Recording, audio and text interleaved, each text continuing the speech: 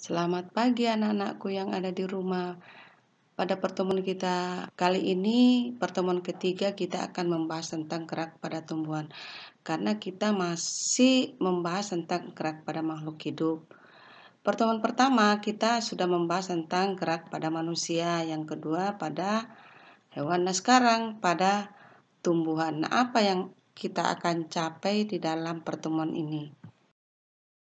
Nah, tujuan yang kita akan capai setelah mempelajari gerak pada makhluk hidup yaitu mengidentifikasi jenis gerak pada tumbuhan di lingkungan sekitar.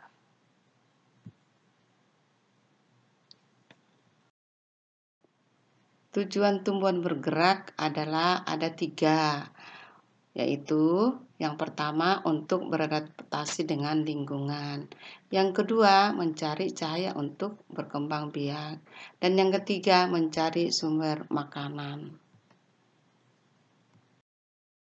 Adapun faktor-faktor yang mempengaruhi gerak pada tumbuhan, yang pertama cahaya, yang kedua kelembapan, yang ketiga air, yang keempat nutrisi, 5 oksigen, dan yang terakhir adalah gravitasi. Nah, gerak pada tumbuhan secara garis besar dapat kita bedakan menjadi 3 macam. Yang pertama yaitu gerak endonom, yang kedua gerak esionom, dan yang ketiga gerak higroskopis. Nah, dari gerak ini itu ada bagiannya masing-masing. Boleh disimak pada video berikut. Salah satu ciri makhluk hidup adalah bergerak. Begitu juga dengan tumbuhan. Tumbuhan dapat melakukan gerakan sebagai tanggapan rangsangan yang diterimanya. Rangsangan tersebut dapat berasal dari lingkungan ataupun dari dalam tubuh tumbuhan itu sendiri. Gerak pada tumbuhan ini tidak menimbulkan perpindahan tempat, namun hanya terjadi pada sebagian tubuh tumbuhan, misalnya pada akar, daun, dan bunga. Oleh karena itu, gerak pada tumbuhan disebut dengan gerak pasif. Tumbuhan memiliki 2 macam gerak, yaitu gerak endonom dan gerak etionom. Gerak endonom adalah suatu gerakan pada tumbuhan yang dipengaruhi oleh sebuah rangsangan dari dalam tumbuhan. Ada 2 jenis gerak endonom, yaitu gerak nutasi dan gerak higroskopis. Gerak nutasi yaitu suatu gerakan spontan yang tidak disebabkan adanya sebuah rangsangan dari luar. Contohnya pada gerakan aliran sitoplasma pada tanaman air Hydrilla versillata. Sedangkan gerak higroskopis adalah suatu gerakan pada tumbuhan yang disebabkan adanya suatu perubahan kadar air. Contohnya pada gerak pecahnya kulit buah polong-polongan yang sudah kering. Selanjutnya gerak etionom. Gerak etionom yaitu suatu gerakan pada tumbuhan yang dipengaruhi oleh sebuah rangsangan yang berasal dari luar tumbuhan. Faktor penyebab pada gerak etionom yaitu air, cahaya, rangsangan berupa sentuhan, temperatur atau suhu, gravitasi, zat kimia, dan lain-lain. Ada 3 jenis gerakan etionom yaitu tropisme, taksis, dan nasti. Gerak etionom yang pertama yaitu tropisme.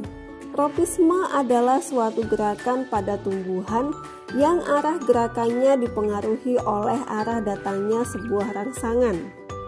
Gerak tropisme dibagi menjadi 4, yaitu fototropisme, geotropisme, hidrotropisme, dan tikmotropisme.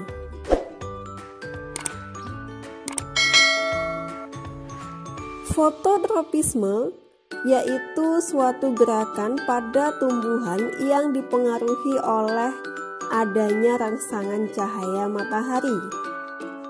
Fototropisme ada 2, yaitu fototropisme positif dan fototropisme negatif. Fototropisme positif, arah gerak pertumbuhannya selalu menuju ke arah cahaya. Sedangkan fototropisme negatif, arah gerak pertumbuhannya selalu menjauhi cahaya.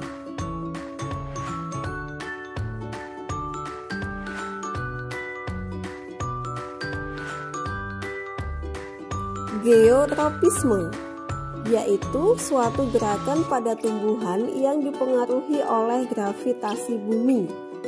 Geotropisme ada dua, yakni geotropisme positif dan geotropisme negatif. Geotropisme positif yaitu arah pertumbuhannya selalu menuju ke bawah atau ke dalam tanah. Sedangkan pada geotropisme negatif, arah pertumbuhannya selalu menuju ke atas.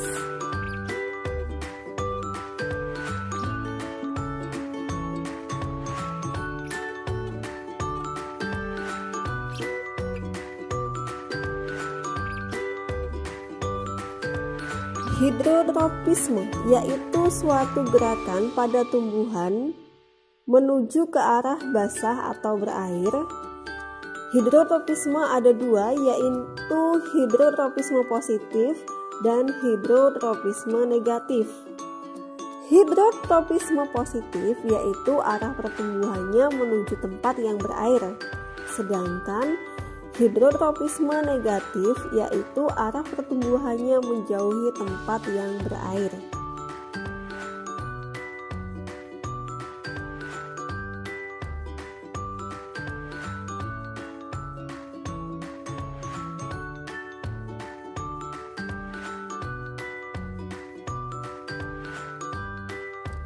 Stigmotropisme yaitu suatu gerakan pada bagian tumbuhan akibat persinggungan.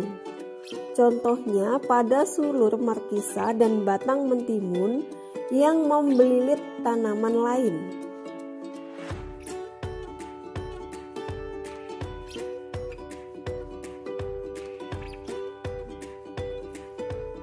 Gerak etionom yang kedua yaitu taksis.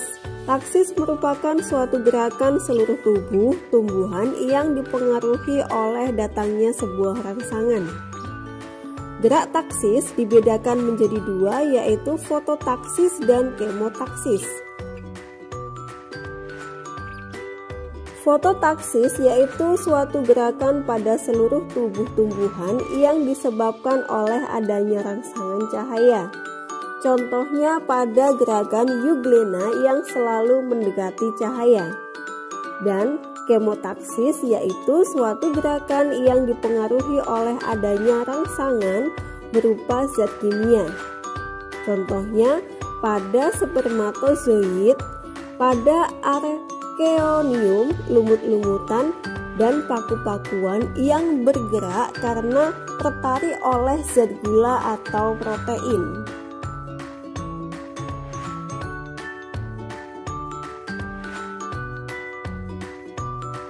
Selanjutnya, gerak etionom yang ketiga yaitu nasti. Nasti merupakan suatu gerakan pada tumbuhan yang arah gerakannya tidak dipengaruhi oleh arah datangnya rangsangan. Gerakan nasti dibedakan menjadi 6, diantaranya fotonasti, yaitu suatu gerakan yang dipengaruhi oleh rangsangan cahaya. Contohnya, gerak mekarnya bunga pukul 4 pada sore hari. Selanjutnya adalah termonasti, yaitu suatu gerakan yang dipengaruhi oleh adanya rangsangan berupa suhu. Contoh mekarnya bunga tulip pada suhu tertentu.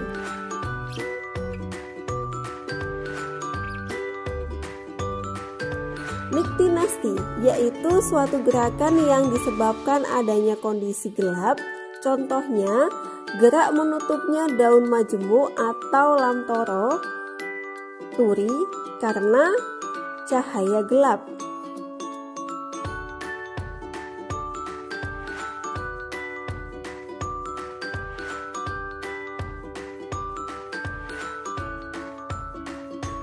Selanjutnya, seismonasti, yaitu gerakan yang dipengaruhi oleh adanya rangsangan berupa sentuhan. Contoh, pada gerak menutupnya daun putri malu ketika disentuh. Lalu, kemonasti, yaitu suatu gerakan yang dipengaruhi oleh adanya rangsangan berupa zat kimia. Contoh, membukanya mulut daun stomata pada siang hari karena adanya karbon dioksida. Yang terakhir yaitu nasti kompleks, merupakan gerak yang dipengaruhi lebih dari satu macam rangsangan. Semoga informasi ini bermanfaat untuk menambah wawasan dan pengetahuan kita. Jangan lupa subscribe, like, dan komen. Terima kasih anak-anakku yang ada di rumah yang sudah menyimak dari video. Dan untuk selanjutnya silakan mengerjakan tugas yang sudah tersedia dalam bentuk peta konsep. Nah, itu bisa dikerjakan selama kurang lebih 1 minggu.